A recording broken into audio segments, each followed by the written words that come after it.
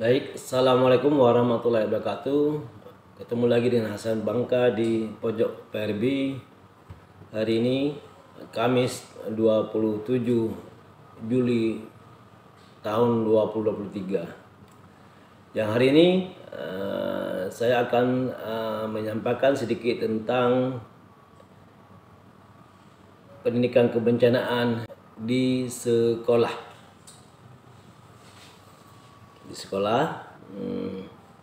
Sebelum itu saya ingin sampaikan bahwa pasca tsunami Aceh tahun 2004, tren bencana itu terus meningkat, baik daripada frekuensinya yang hampir tiap hari hanya kita dengar bencana, dan itu terjadi di sepanjang negara kita Indonesia, karena kita memiliki hazard, yaitu ancaman yang besar, ancaman lintas jenis ancamannya, baik itu gempa, banjir, longsor, angin topan beliung, angin puting beliung, dan banyak lainnya, ada 13 ancaman lainnya.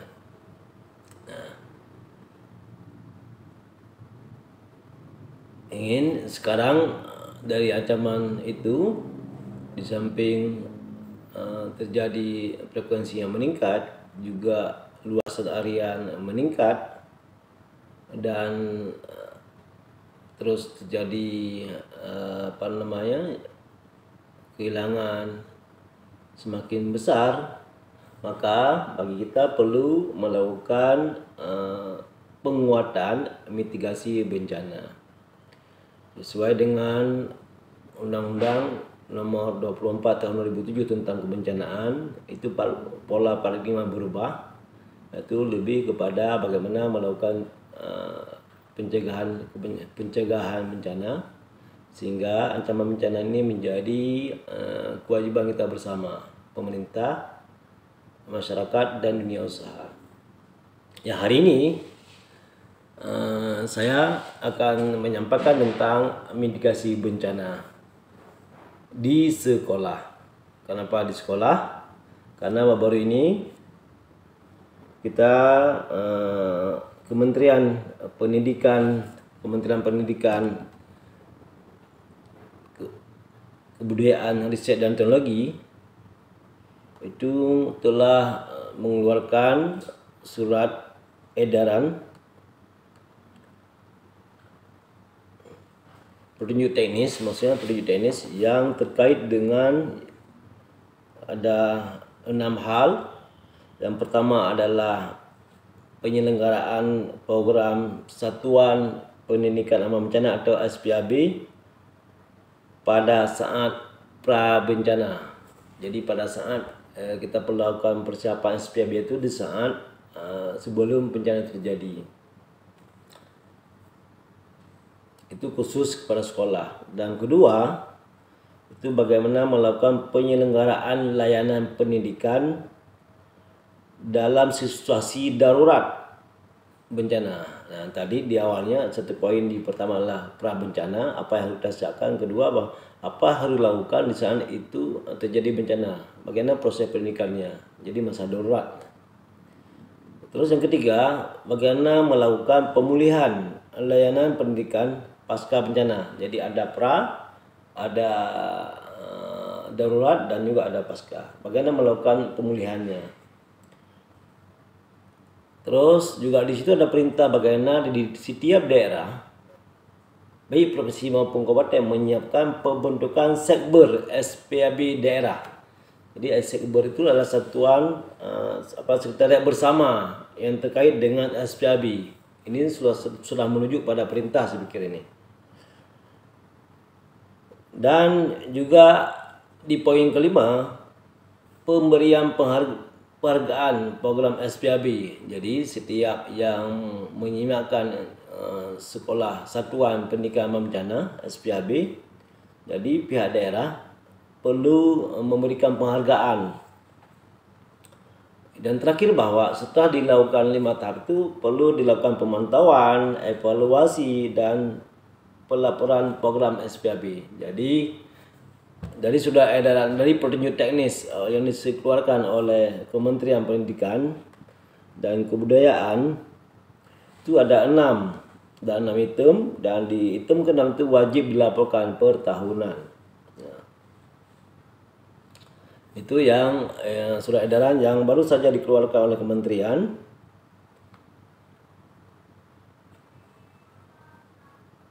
Peraturan Sekretariat Jenderal Kementerian Pendidikan, Riset dan Teknologi nomor 6 tahun 23. Jadi nomor 6 tahun 23 tentang petunjuk teknis penyelenggaraan program Satuan Pendidikan Aman Bencana. Jadi ini sudah seperti sudah perintah nih, sudah ada. Jadi diminta kepada setiap daerah, barangkali dinas khususnya di dinas pendidikan setiap daerah dan Aceh, saya pikir ini harus menjadi bisa bersama supaya surat edaran gubernur itu terkait dengan penguatan SPAB dan pembentukan. Saya pikir perlu kita fasilitasi dan kita dorong supaya surat edaran itu bisa teraplikasi. Nah, kami atau nama Forum PRB Aceh siap membantu dan memfasilitasinya, karena kami Forum PRB Aceh selalu memfokuskan diri di kegiatan lebih banyak pada mitigasi bencana.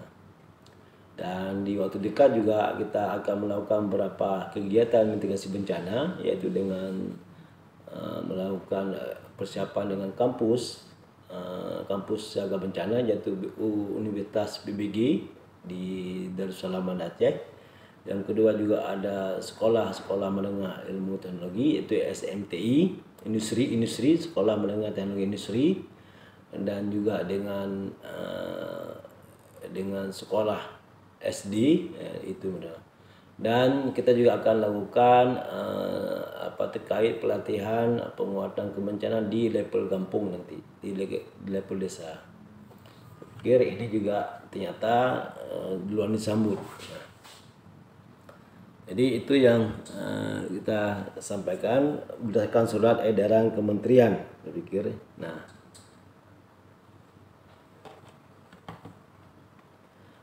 dan untuk itu kenapa perlu dipertajam di sekolah satuan pendidikan aman bencana, karena supaya sekolah tahu apa yang harus dilakukan jika terjadi bencana di sekolah, apa yang harus dilakukan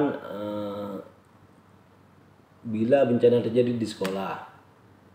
Nah, jadi dalam SPAB itu nanti akan ada teori-teori terkait dengan bagaimana melindungi diri bagi anak-anak sekolah, bagi masyarakat sekolah, yaitu ada murid, ada guru, ada kepala sekolah, dan juga ada yang terkait dengan sekolah itu sendiri. Mungkin ada juga keamanan barangkali.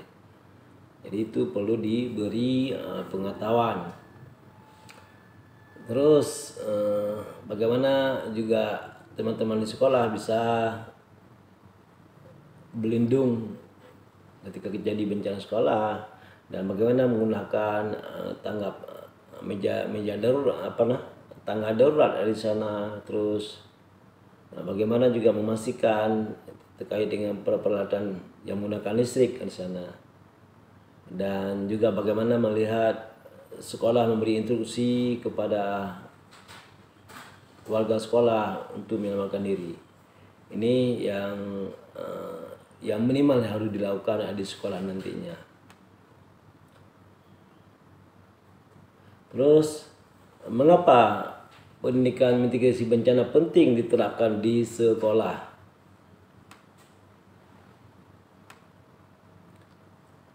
Ya.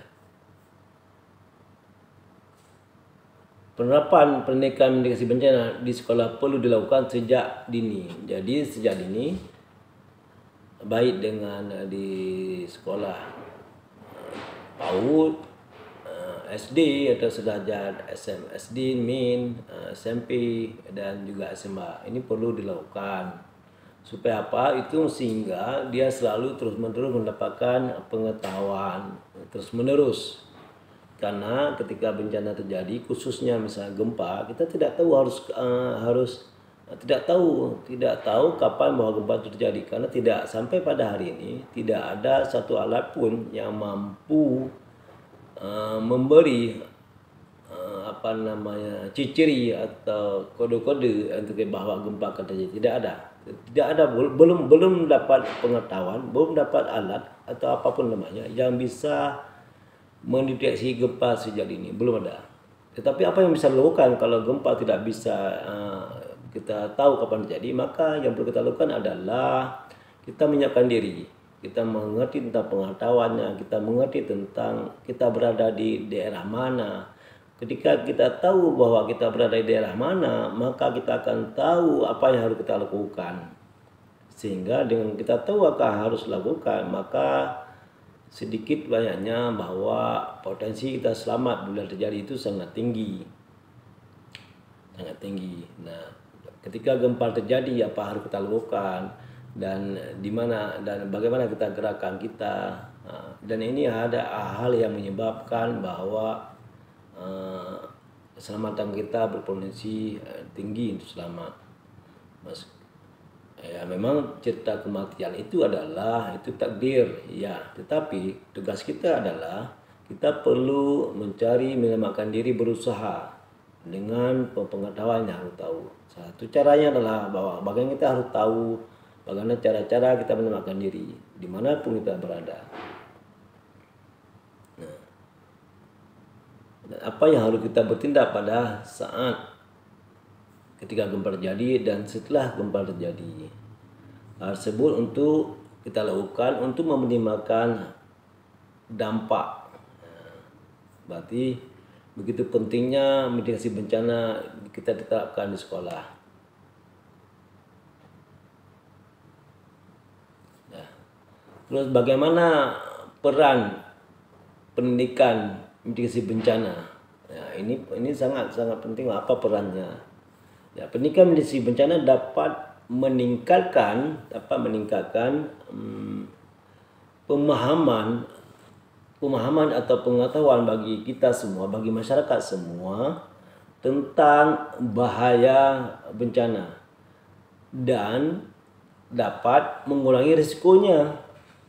Dengan meningkatkan pengetahuan dan keterampilan, masyarakat dapat menjadi lebih siap menghadapi bencana dan mengurangi dampak negatifnya. Ini adalah kalau kita sudah punya pendidikan tentang bencana, kita akan peran, maka perannya akan berpotensi bahwa kita bisa menyelamatkan diri. Baik. Dan hari ini kita kebetulan akan memfokuskan di konteks di sekolah.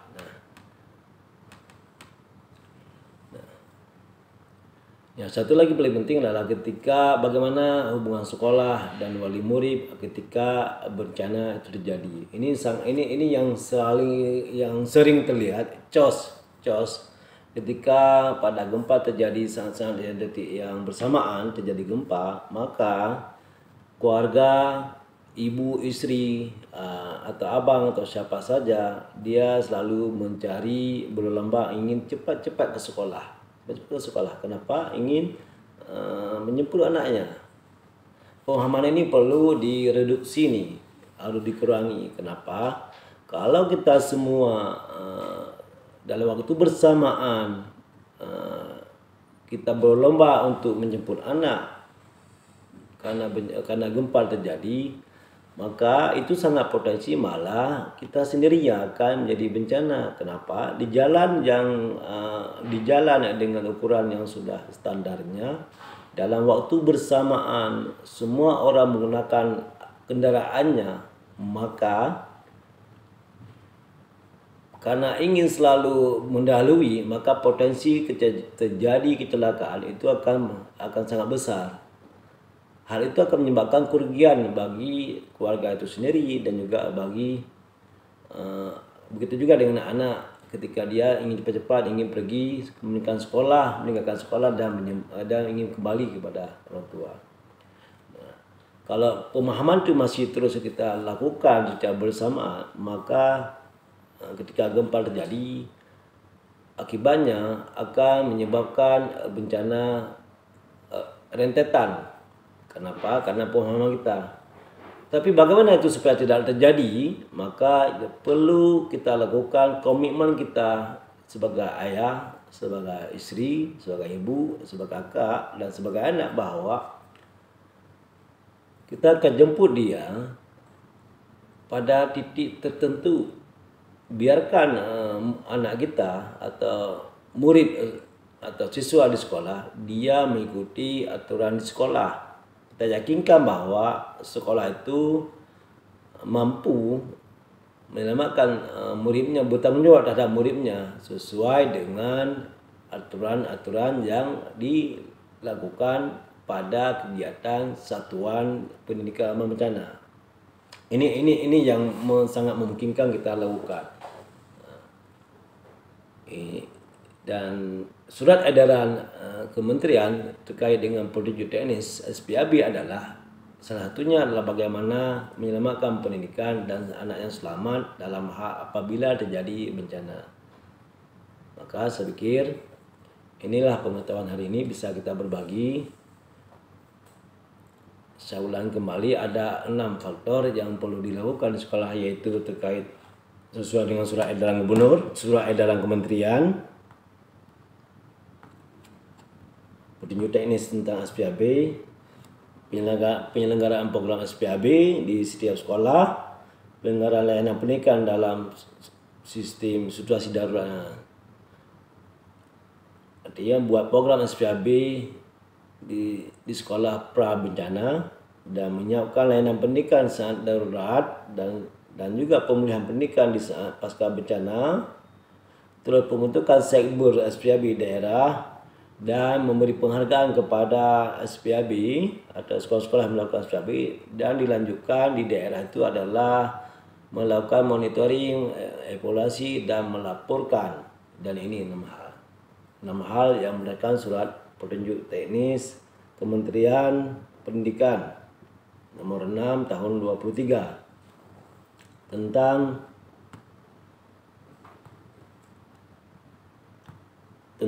petunjuk teknis penyelenggaraan program satuan pendidikan aman bencana untuk sekolah.